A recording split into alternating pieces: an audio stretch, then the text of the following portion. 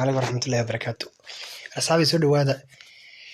maanta waxaan ku hadlaynaa waxay ku sheegeen CGN style ama CC style wax saas oo program imika soo baxay ee muddo shaqeynaya adoo ilaa 6 bilood meelaha Soomaaliya ka shaqeynaya. Programkan hadda wuxuu yahay programku ma real ba mise waa fake. Allahumma musta'an waqadan aqliga beelin waxaan sameeynaa caawa waynu eegaynaa research fara badan baan sameeyay markii su'aalaha ay asxaabtiga soo weydiiyeen.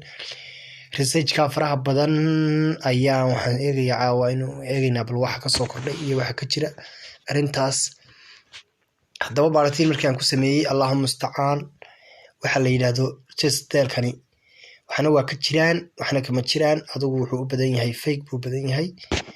Allahumma musta'an waqadan aqliga beelin halkan aynu ku qoraynaa Allahumma musta'an waxaynu leenahay habka ugu sareeya Allahumma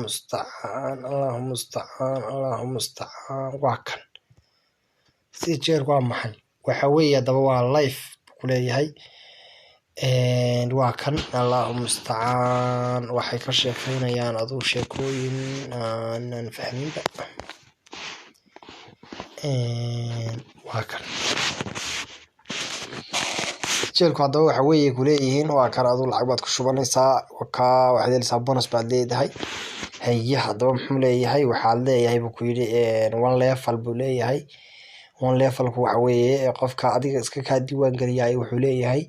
waxa la 16 buu leeyahay qofka iska sii ka diiwaan galiyana wuxuu leeyahay 8 level buu leeyahay qofka iska sii diiwaan galiyana wuxuu leeyahay baarka level hadaba ujeedkeenu ma ahayn in waxa ka hadalo hadaba soo dhawaada channelka dadku cusub tahay ee bulshada garee like tara ku qabta Allahumma musta'an waxyaalaha aynu ka hadlayna waxa weeye ruuxani fake ma yahay mise waxa weeye real way horta waxa real ma dadku waxay ku ordayaan waa kan wadanka Kuuriyada Koonfureed ayaa laga soo sameeyay waa kan ma jirto waxaasi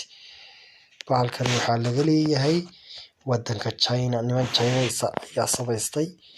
nimanka Chinese ay dadka ku dhacaan Soomaalida ay doonayaan Soomaalida markay soo wada galaan aan raga garanaya imaamka waxay ku jiraan wax ka badan 20,000 ayay ku shubteen waa kuwan sawirada la soo diray ayaa kamid ah inta noocan u shaqeynaya oo lacagtooda iskaga shubay ay ku jirto Allahumma musta'an markaa